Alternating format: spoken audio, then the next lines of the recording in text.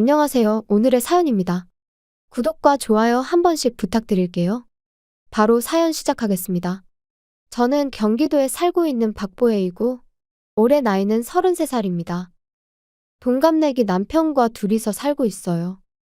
저희는 시아버지 회사에서 일하고 있어요. 남편은 차기 사장이 될 예정이지만, 지금은 각 부서의 업무 내용과 직원들의 마음을 헤아릴 줄 아는 사장이 되기 위해 각 부서에서 경험을 쌓고 있죠. 우리 부부의 만남도 남편이 제가 근무하는 영업부로 발령이 났을 때였어요. 저는 남편과 동갑내기라 남편에게 일을 가르쳐주게 되었어요. 솔직히 차기 사장님인 아저씨가 그냥 적당히 일하는 거 구경하러 온 줄 알았어요. 하지만 남편은 잘 가르쳐 달라며 영업 외근에도 적극적인 태도로 임했어요. 그런 모습에 반한 여직원들이 많았고, 어느새 남편은 영업부에서도 인기 있는 존재가 되어 있었어요. 차기 사장으로 내정되어 있고, 성격도 좋고, 일 잘하는 사람이라면 당연한 순리겠지요.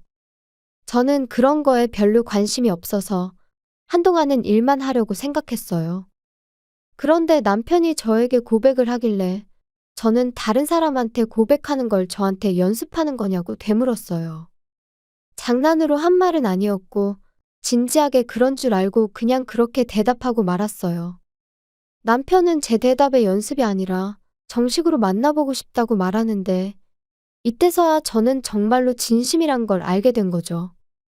그래서 저는 아직은 일하느라 연애 생각은 없다고 했고, 저 말고도 이쁜 애는 얼마든지 있으니 잘 둘러보라고 얘기했는데, 남편은 포기할 생각이 없는 건지 연애할 생각이 들 수 있도록 옆에서 일을 열심히 도와주겠다고 하더라고요. 그 열의에 이끌려 결국 한 달 후에 연애를 시작하게 되었어요. 대신 연애의 조건을 걸었는데 일이 바쁠 때는 일을 우선시해도 괜찮다는 거였죠. 남편은 그 조건도 받아들였고 그렇게 교제가 시작됐어요. 그 후 1년의 교제 끝에 결혼 이야기도 나누게 된 거죠. 우리 결혼에 대해 제 부모님은 두 손 들고 환영해 주셨어요. 하지만 문제는 남편의 부모님이었어요. 남편은 차기 사장님이라고 했잖아요. 어쩌면 크게 반대할지도 모르죠. 그런 불안한 마음을 가지고 시댁에 인사드리러 갔어요. 그랬더니 시부모님은 예상외로 매우 친절하게 맞아주셨어요. 특히 시아버지는 회사에서 제 평판이 어떤지 알아보신 건지 나이에 맞지 않게 책임감이 강하고 믿음직스러운 사람이라며 저를 매우 좋게 봐주셨어요. 시어머니는 시아버지가 좋게 봐주셨다니 반대하지 않겠다며 앞으로 잘 부탁하신다고 했고요. 그렇게 해서 순조롭게 결혼을 할 수 있었어요. 그리고 지금 결혼한 지 벌써 2년이 지났네요. 저는 결혼 후에도 일을 그만두지 않고 계속 일하고 있어요. 남편도 이제 곧 회사의 모든 부서의 업무를 다 경험하고 그 다음에는 시아버지 밑에서 경영 일을 배우게 될 것 같아요. 우리 부부 모두 일이 잘 풀리고 있는 와중에 제가 임신을 하게 된 거예요. 남편은 이제 곧 아빠가 된다며 엄청 기뻐했어요. 남편의 기쁜 마음이 어느 정도 차분해졌을 때 앞으로에 대해서 이야기를 나눴어요. 저는 출산 후에도 일을 계속하고 싶었거든요. 남편은 제 의견을 존중해준다고 했어요. 그리고 시부모님께 우리 임신 사실을 어떻게 말씀드릴 건가 고민했어요. 사실 결혼 인사하러 갔을 때만 해도 저와의 결혼을 인정해주셨던 시어머니지만 지금은 자기 아들을 빼앗겼다고 생각하시는지 저에게 적대감을 갖고 계세요. 무서운 건 폭언뿐만 아니라 폭력도 있다는 거예요. 제가 혼자 시댁에서 식사 준비를 하고 있으면 뒤에서 다가와서 제 다리를 발로 차기도 하고 이제 60대에 접어든 시어머니는 의외로 힘이 세서 발로 차서 맞으면 며칠 동안 멍이 들기도 해요. 남편과 상의해보긴 했지만 남편이 만약 시어머니에게 이야기하면 시어머니가 화를 낼까봐 남편이 주의를 주지는 못했어요. 그런 상황에서 남편이 제게 한 가지 제안을 했어요. 시아버지께는 임신 사실을 말씀드리고 시어머니에게는 비밀로 하자는 거였죠. 그리고 저는 될 수 있는 대로 시댁에 가는 걸 삼가자고 했어요. 혹시나 시어머니가 눈치챌 수 있으니까요. 대신에 남편도 가지 않으면 이상하게 생각할 테니 남편은 시댁에 가끔 방문한다고 했고요. 이렇게 해서 우리 부부의 출산까지 작전은 완성됐어요. 다음 날 시아버지께 가서 이 작전에 관해 이야기했어요. 시아버지도 이 작전에 동참하기로 했어요. 임신을 알게 된 지 한 달이 지났을 때 저는 심한 입덧을 겪었어요. 저는 입덧쯤이야 별거 있겠냐며 근거 없는 자신감이 있었지만 절대 그렇지 않았어요. 출근을 못한 날이 있을 정도로 컨디션이 좋지 않았어요. 남편은 그런 저를 걱정했는지 당초 계획했던 시댁 방문 횟수를 더 줄였어요. 이러다 시어머니가 뭐라고 할지도 모르는데 그렇게 생각하던 찰나 정말 시어머니에게 전화가 왔어요. 며느라, 요즘 집에 잘 오지 않는 것 같은데 무슨 일 있니? 저는 얼떨결에 일이 바빠서 죄송하다고 대답했어요. 그러자 시어머니는 너가 일이 바쁜 건 어제 오늘 일이 아니잖아. 그리고 나는 딱히 널 만나고 싶은 것도 아니야. 왜 아들이 오지 않느냐고 묻는 거야. 역시 남편이 시댁에 들리지 않는 것에 대한 불만이었던 거예요. 그러면서 아들한테 요새 몸이 안 좋은 것 같으니 언제 얼굴 좀 비추러 들리도록 전해달라고 했어요. 얼굴을 못 봐서 아픈 것 같다나 뭐라나. 저는 시어머니가 듣지 못하게 작게 한숨을 내쉬고 알겠다고 답했어요. 그리고 시어머니의 전화는 일방적으로 끊어졌어요. 남편에게는 바로 이 사실을 알렸어요. 어머님이 임신 사실을 알아차린 것 같지는 않은데 당신이 집에 오지 않는 것에 불만이 있는 것 같아. 나는 혼자 있어도 괜찮으니까 어머님한테 한번 가봐. 남편은 몸도 안 좋은 저를 두고 굳이 일부러 들릴 필요까지 있냐고 했지만 그래도 시어머니에게 임신 사실을 들키면 여러모로 귀찮을 것 같아서 남편을 설득했어요. 그렇게 남편은 제 부탁으로 정기적으로 시댁에 방문하게 됐어요. 그 덕분인지 시어머니의 연락은 거의 오지 않았어요. 시어머니의 스트레스가 없어진 덕분인지 컨디션도 좋아져서 매일 출근할 수 있게 되었어요. 그러던 어느 날이에요. 시댁에서 돌아온 남편이 이런 말을 하는 거예요. 저기, 2주 뒤 연휴에 엄마 집에서 친척들이 모여서 식사 자리를 갖는다네. 남편의 친척들은 1년에 몇 번씩 이런 식사 자리를 가져요. 식사 장소는 친척 집을 돌아가면서 바뀌어요. 이번에는 시댁에서 모이기로 결정된 것 같았어요. 그리고 이 식사 자리가 곤란한 건 장소가 되는 집에서 모든 음식을 준비해야 한다는 거죠.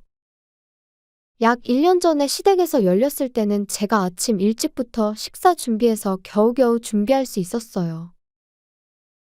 그때 시어머니는 우리 며느리는 요리를 잘하니까 혼자서 해도 괜찮다고 말씀하시면서 정말로 아무것도 도와주지 않으셨어요.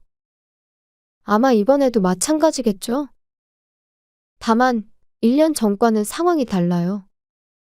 아직은 배가 많이 나오진 않았지만 임신한 건 변함이 없잖아요. 그래서 제 사정을 알고 있는 남편과 시아버지는 저보고 그날 일이 있다고 하고 참석하지 말라고 했어요. 근데 저는 아무리 그래도 그렇게는 못하겠고 참석하기는 해야 할 것 같은 생각이 들었어요. 어머님이 의심하지 않도록 조심할게. 아니야, 그러지 말고 이번엔 우리 못 간다고 하자.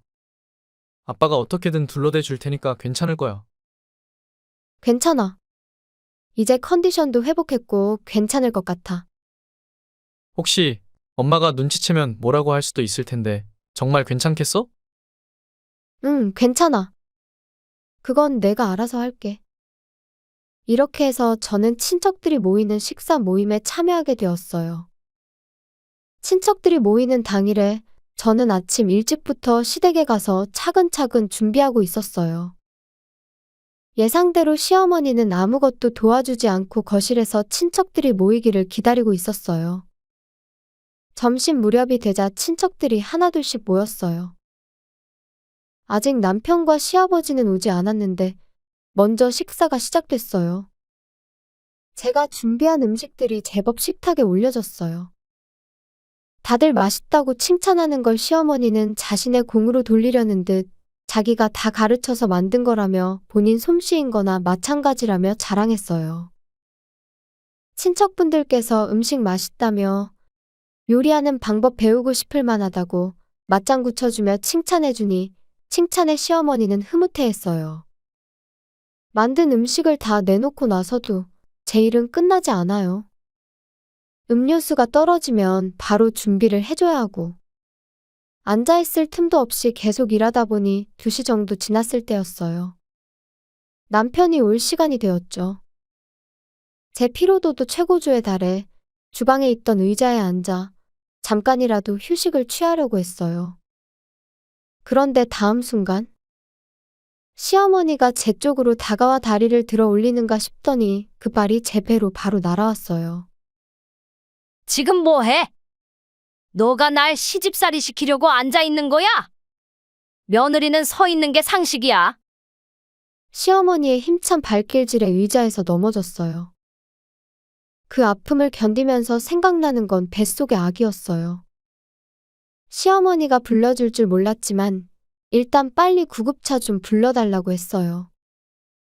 그랬더니 너무 과민 반응 아니냐며 그냥 살짝 찼을 뿐인데 무슨 구급차냐는 대답을 했어요. 그리고는 아픈 저를 두고 식사 자리로 돌아갔어요. 어떡하지? 그냥 발로 차서 아픈 게 아닌 듯한 느낌이 들었어요. 이대로 있다가는 아기에게 혹시라도 무슨 일이라도 생기면 어쩌지. 그러다가 저는 그 자리에 주저앉아 의식을 잃었어요. 그리고 정신을 차리고 눈을 뜬 곳은 병원이었어요. 눈을 떴을 때 저를 발견한 건 남편이었어요. 남편은 놀란 눈으로 제가 배를 차요 쓰러진 걸 알고 있다고 말했어요. 남편의 말에 멍했던 의식이 순식간에 돌아왔어요. 그리고 뱃속의 아기는 괜찮냐고 물었는데 의사 선생님이 괜찮다고 했다고 말해줬어요. 남편의 도움으로 침대를 기울여 앉으니 제가 어떻게 병원에 오게 된 건지 그 의문이 해결됐어요. 바로 시할머니가 구급차를 불렀다고 하시더라고요. 알고 보니 제 몸 상태를 알고 계시는 시아버지가 혹시나 해 시할머니께 임신 사실을 알려드렸던 거고 그래서 시할머니가 저를 예의주시하고 있으셨던 거예요. 제가 의식이 돌아오고 아기에게 이상이 없다는 걸 알게 되자 시할머니는 멍청한 며느리에게 복수하러 가자고 즐겁게 말씀하셨어요. 저한텐 시어머니시지만 시할머니한테는 며느리이신 거죠. 시댁에 가보니 이미 친척들은 모두 돌아간 듯 했어요. 부엌에는 엄청난 양의 설거지가 남아있었어요. 거실에 가보니 시어머니가 혼자 TV를 보고 계셨어요. 돌아온 저를 보자마자 정말 구급차를 부르면 어쩌자는 거냐며 짜증 섞인 고함을 외치셨어요. 그러자 제 뒤에 있던 시할머니가 멍청한 너가 배를 걷어차서 이런 일이 생긴 거 아니냐며 호되게 혼내시는데 시할머니의 모습을 본 시어머니의 태도가 달라지셨어요. 어머님 계셨어요? 다들 돌아가셔서 가신 줄 알았는데. 시할머니는 뱃속에 아기가 다쳤으면 어쩔 뻔했냐며 왜 그렇게 무식한 행동하냐고 뭐라 하니 시어머니는 놀란 표정을 지었어요. 아기라뇨? 그게 무슨 소리예요? 너희 임신했어? 왜 그런 중요한 걸 말 안 해주는 거야? 어머님에게 말했다가 아기에게 무슨 일이라도 생기면 생각만 해도 무서워요. 결국 말하지 않아도 어머님은 저와 아기에게 해를 끼친 거잖아요. 절대 용서할 수 없어요. 뭐야, 그 말투? 내가 평소에도 주먹을 휘두르는 것처럼 말하네?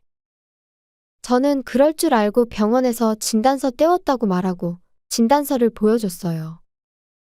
그랬더니 시어머니가 벌벌 떨기 시작하더라고요. 그리고 이 진단서를 가지고 경찰에 신고하겠다고 했어요. 시할머니도 옆에서 거들며 변호사를 선임해 마땅히 소송도 하겠다고 했어요. 비록 나이는 많으시지만 이 정도의 판단을 할 수 있는 시할머니세요. 사실 시할머니는 지금 시아버지가 사장으로 있는 회사의 전 사장이에요. 남편이 일찍 세상을 떠난 시할머니는 전업주부에서 사장을 맡아 회사를 여기까지 키워낸 것이죠. 어머님, 잠깐만요. 그냥 며느리한테 주의를 좀 준 것뿐이에요. 제 말을 잘 듣지 않으니 어쩔 수 없는 거 아니겠어요? 시할머니는 너나 잘하라며 내가 언제 너한테 폭력 쓴 적 있냐며 따끔하게 충고하니 시어머니는 더 이상 입을 다물 수밖에 없었어요. 그 후에 우리는 모든 증거를 가지고 경찰에 신고했어요. 곧 경찰도 움직였고 시어머니는 조사받았고요. 저로서는 합의 없이 시어머니에게 죗값을 치르게 해주고 싶었어요. 그리고 시할머니를 통해서 소송도 하기로 했네요. 마지막으로 시어머니를 궁지에 몰아넣을 때 아무 말도 하지 않았던 시아버지는 시어머니에게 이혼을 요구했어요. 시할머니에게 하는 말본이 정떨어진다며 더 이상 결혼 생활을 할 수 없다는 거죠. 이제 시어머니의 남은 인생은 많이 고달플 거예요. 한편 우리는 몇 달 후 무사히 귀여운 아기를 출산했어요. 시할머니도 병문안을 오셔서 아기도 보고 가셨어요. 앞으로 육아를 하며 힘든 날들이 계속될 것 같지만 남편과 함께 긍정적으로 생각하며 즐겁게 살아가고 싶네요. 시청해주셔서 감사합니다. 그럼 다음 영상에서 다시 뵙겠습니다.